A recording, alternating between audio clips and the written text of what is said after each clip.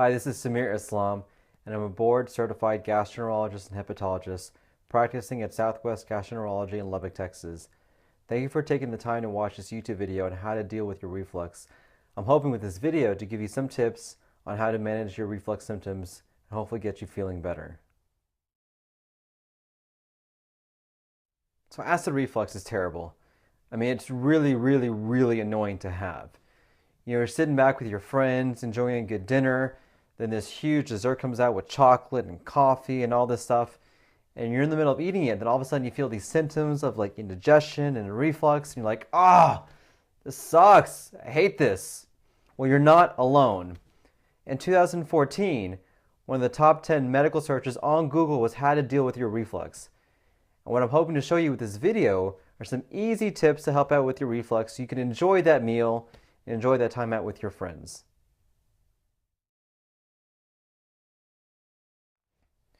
So reflux is a chronic medical condition in which the contents of the stomach backwash into the esophagus. This is most commonly due to the failure of the lower esophageal sphincter, which is the connection right between your esophagus and your stomach, to close properly, leading that backwash to occur, thereby causing irritation of the esophagus. Reflux can present in a number of different ways. The most common symptoms include feeling a burning in your chest or regurgitation. Other common symptoms include chronic cough, throat clearing, feeling of indigestion, chronic asthma, and in some patients, you can actually feel like you're having an actual heart attack. Now, there are a number of different things you can do for your reflux, but above all, make sure you speak to your physician before implementing any other medical advice. Now, I love chocolate cake, and I love coffee, and I really love chocolate coffee cake. Yet I know if I have that, I'm going to get really bad reflux. There are certain trigger foods that are known to cause reflux, and it's best to avoid these as much as possible. These foods include coffee, caffeinated drinks, chocolates, tomatoes or tomato pastes, spicy foods, and foods with citrus. Now, I know these are all pretty much the good things in life, but we know that some of these foods can cause reflux. What I recommend you do is keep a food diary and keep track of which of these foods can cause reflux for you and use that to avoid those particular triggers so that you don't get reflux. So more and more people are eating later and later in the day, and it's just a consequence of our society of having to go out and wait. If possible, try to avoid late night meals. And what I mean by that is try to have a window of roughly 2 or 3 hours after your last meal before you go to bed. By avoiding late night meals, you should hopefully avoid the reflux. And the reason we recommend that is because whenever you eat, it takes some time for that food to digest. If you go to sleep pretty quickly after you eat, that food just sits in your stomach and then refluxes back into your esophagus.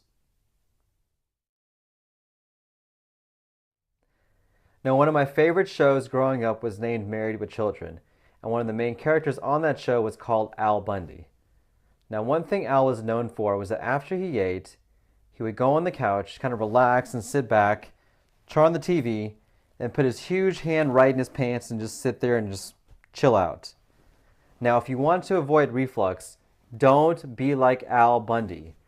By lying down after you eat, that angle makes it easier for food to go from the stomach into the esophagus, causing reflux symptoms. If you want to avoid reflux, don't be like Al Bundy. Make sure to take your medications correctly. There are a lot of people who take Nexium and Prilosec, and they come see me and they still tell me, "Hey doc, I still have reflux symptoms despite taking these medications." And when I speak to them, they're completely taking their medications wrong. What you need to do is make sure you take these medications at least 30 to 60 minutes prior to your first meal on an empty stomach. If you take these meds with your meals or after your meals, it's just not going to work. Make sure you take your medications correctly, and hopefully I'll help out with your reflux symptoms. Drink mint tea.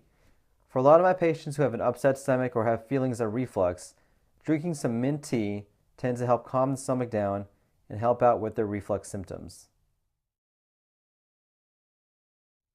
One way to help out with your reflux is to lose some weight. Weight loss works tremendously for reflux symptoms. When you have a lot of weight around your belly, that weight will push on your abdomen, causing reflux to occur and symptoms of burning in your chest.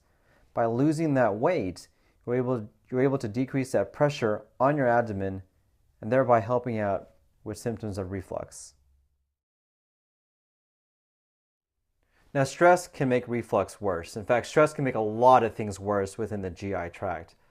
One way that I deal with stress is to try simple breathing techniques, and here's one that I recommend for a lot of my patients who have problems with stress or reflux.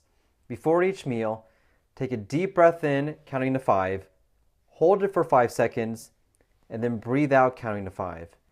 Do this a couple of times before each meal, and I think you'll notice that your stress level goes down, and hopefully your GI symptoms will improve with that.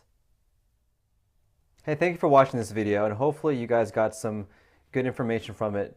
I'm really hoping to help you guys deal with reflux so that you can enjoy your life and just enjoy the time you have, eating out, enjoying coffee, enjoying the foods that you like. If you like this video, please subscribe to my YouTube page. You can watch my different videos I have on there. You can follow me on Twitter, follow me on Facebook, or you can subscribe to my blog and read other things I have posted on there as well. Thanks and take care, guys.